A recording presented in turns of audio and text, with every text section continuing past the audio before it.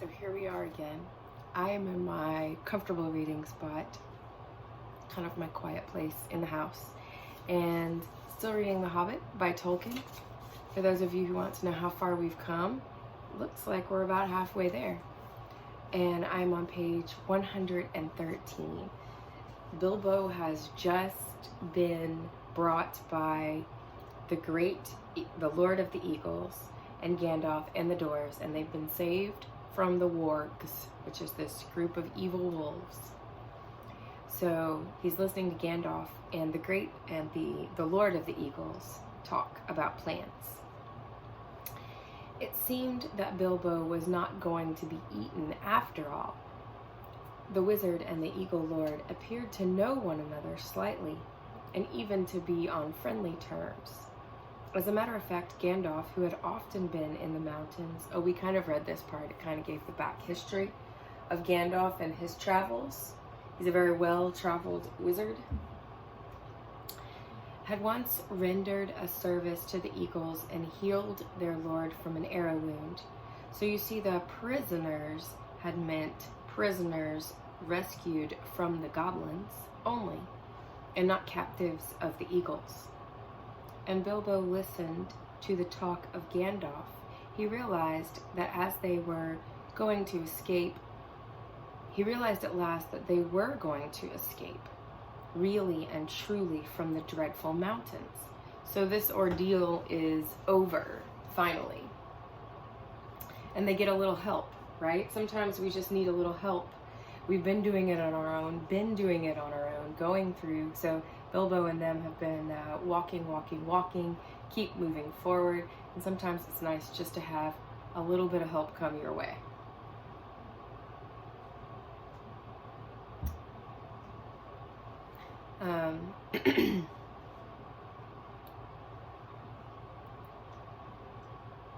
So they were really going to escape from the dreadful mountains.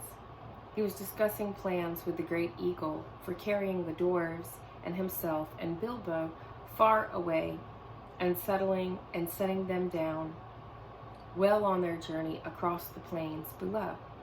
The Lord of the Eagles would not take them anywhere near where men lived.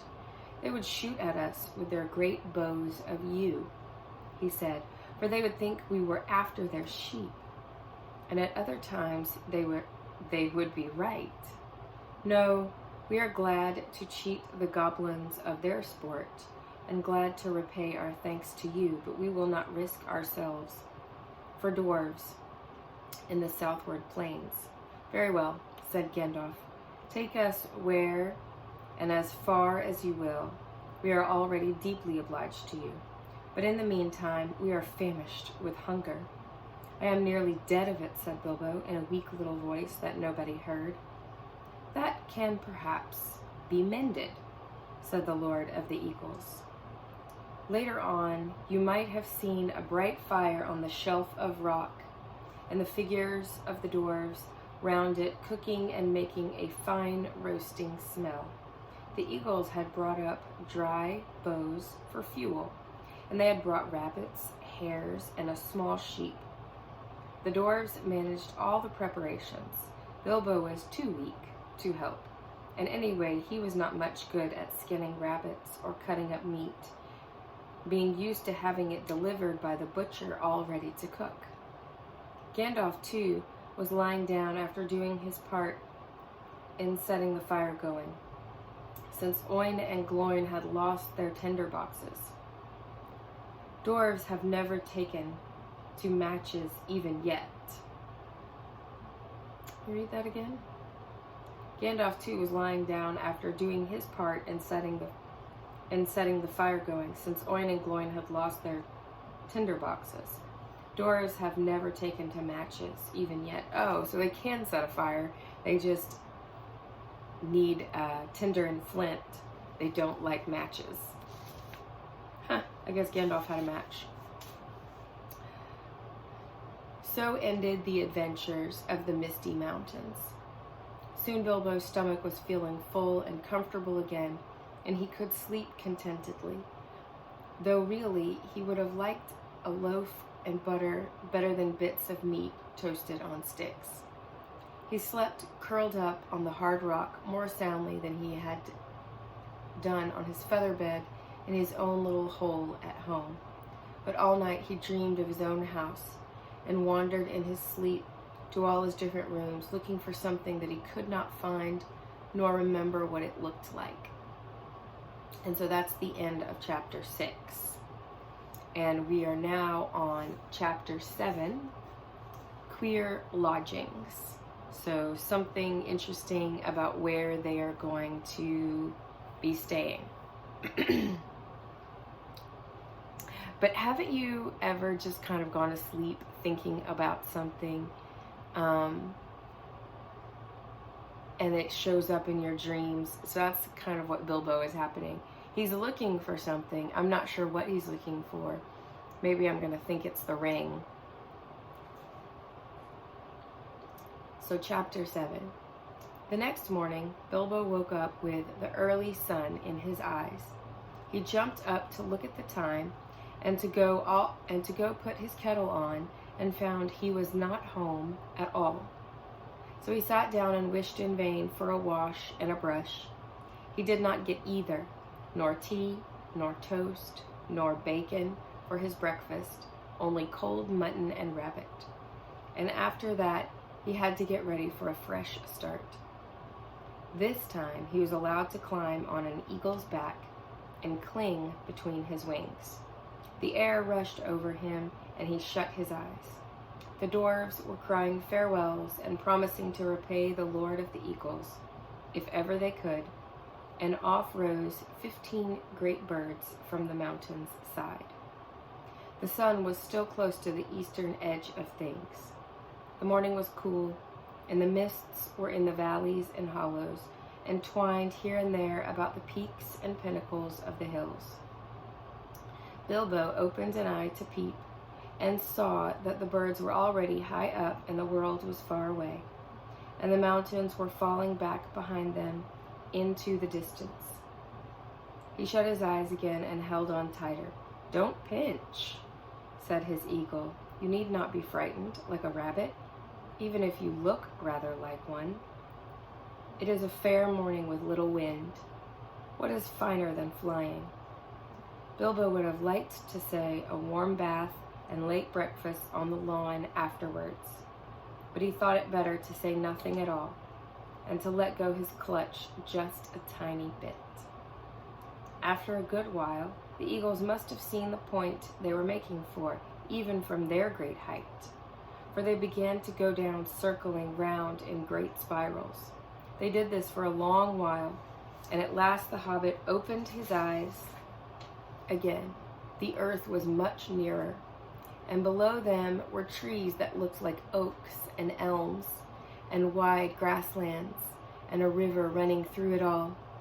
But cropping out of the ground, right in the path of the stream, which looped itself about, was a great rock, almost a hill of stone, like a last outpost of the distant mountains, or a huge piece cast miles into the plain by some giant among giants. I like that description. So you have the end of the mountain range, and then popping up, you have this, you have all these woods and plains, and then at the very edge, you have this giant rock. If you're from Georgia, it's like Stone Mountain in the middle of the edge of all the mountains. Quickly now, to the top of this rock, the eagles swooped, one by one, and set down their passengers. "Farewell," they cried, "wherever you fare, till your eyries receive you at the journey's end." That is the polite thing to say among eagles. "May the wind under your wings bear you where the sun sails and the moon walks," answered Gandalf, who knew the correct reply. And so they parted, and though the Lord of the Eagles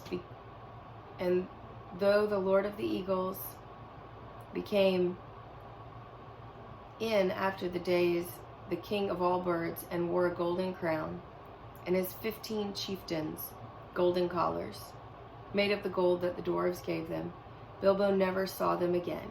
except high and far off in the battle of 5 armies. But as that comes in at the end of this tale, we will say no more about it just now. There was a flat space on the top of the hill of stone, and a well-worn path with many steps leading down it to the river, across which a ford of huge flat stones led to the grassland beyond the stream. There was a little cave, a wholesome one with a pebbly floor, at the foot of the steps and near the end of the stony ford. Here the party gathered and discussed what was to be done. I always meant to see you all safe, if possible, over the mountains, said the wizard. And now, by good management and good luck, I have done it. Indeed, we are now a good deal further east than I ever meant to come with you. For after all, this is not my adventure. I may look in on it again before it is all over, but in the meanwhile, I have some other pressing business to attend to. The dwarves groaned and looked most distressed, and Bilbo wept. They had begun to think Gandalf was going to come all the way and would always be there to help them out of difficulties. I am not going to disappear this very instant, said he. I can give you a day or 2 more. Probably I can help you out of your present plight, and I need a little help myself. We have no food and no baggage and no ponies to ride. And you don't know where you are. Now I can tell you that. You are still some miles north of the path which we should have been following, if we had not left the mountain pass in a hurry. Very few people live in these parts, unless they have come here since I was last down this way, which is some years ago. But there is somebody that I know of who lives not far away. That somebody made the steps on the great rock, the Carrock, I believe he calls it. He does not come here often, certainly not in the daytime, and it is no good waiting for him. In fact, it would be very dangerous. We must go and find him, and if all goes well at our meeting, I think I shall be off and wish you, like the eagles, farewell wherever you fare. They begged him not to leave them. They offered him dragon gold and silver and jewels, but he would not change his mind. We shall see, he said, and I think I have earned already some of your dragon gold, when you have got it. So, are you a little shocked that Gandalf is leaving? He's kind of just this guide, Gandalf the guide. And he's going to check in on them from time to time to see how they were doing. And he's very comfortable knowing that he will meet them again, that this one journey is not his last journey.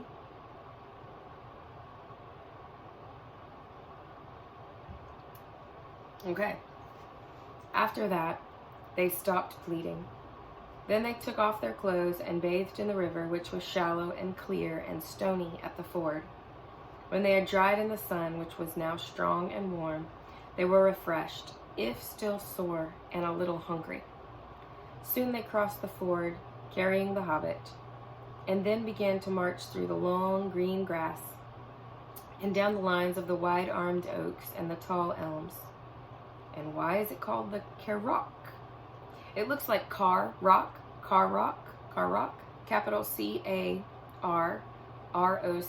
one word, asked Bilbo, as he went along at the wizard's side.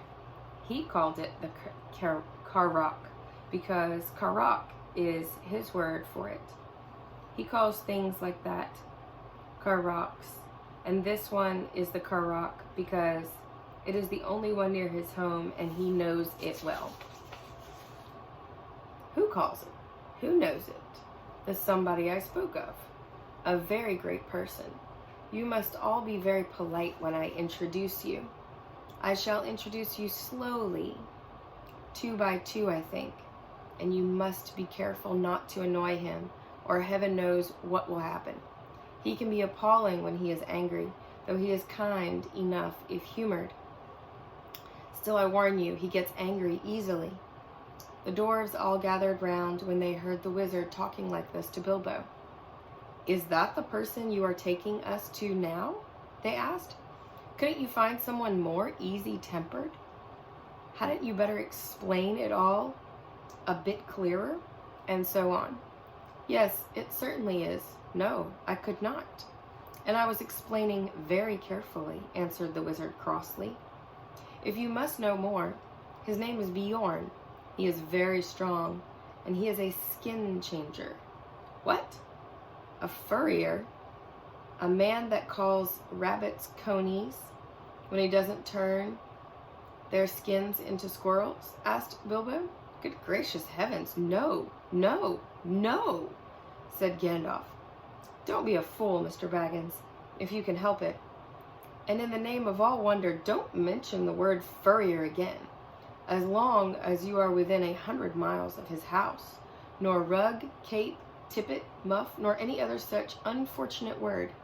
He is a skin changer. He changes his skin. Sometimes he is a huge black bear. Sometimes he is a great, strong, black-haired man with huge arms and a great beard. I cannot tell you much more, though that ought to be enough. Some say he is a bear descended from the great and ancient bears of the mountains that lived there before the giants came. Others say that he is a man descended from the first men who lived before Smaug or the other dragons came into this part of the world, and before the goblins came into the hills out of the north. I cannot say, though I fancy the last is the true tale. He is not the sort of person to ask questions of. At any rate, he is under no enchantment but his own.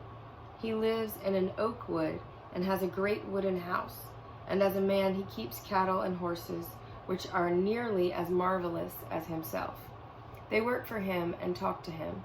He does not eat them, nor does he hunt or eat wild animals. He keeps hives and hives of great fierce bees, and lives most on cream and honey. As a bear he ranges far and wide. I once saw him sitting all alone on the top of the Carrock at night, watching the moon sinking towards the misty mountains, and I heard him growl in the tongue of bears. The day will come when they will perish, and I shall go back. That is why I believe he once came from the mountains himself." Bilbo and the dwarves now had plenty to think about, and they asked no more questions. I like that quote. Sometimes you know when you should stop asking questions, and you just need to experience more. So Bilbo and the dwarves now had plenty to think about, and they asked no more questions. They still had a long way to walk before them. Up the slope and down dale they plodded. It grew very hot. Sometimes they rested under the trees, and then Bilbo felt so hungry that he would have eaten acorns if they had been ripe enough yet to have fallen to the ground. It was the middle of the afternoon before they noticed the great patches of flowers that had begun to spring up, all the same kinds growing together as if they had been planted. Especially there were clover, waving patches of coxcomb clover and purple clover, and wide stretches of short, white, sweet, honey-smelling clover. There was a buzzing and a whirring and droning in the air. Bees were busy everywhere, and such bees! Bilbo had never seen anything like them. If one was to sting me, he thought, I should swell up as big again as I am. They were bigger than hornets. The drones were bigger than your thumb, a good deal, and the bands of yellow on their deep black bodies shone like fiery gold. "We are getting near," said Gandalf. "We are on the edge of his bee pastures." So I'm going to pause there.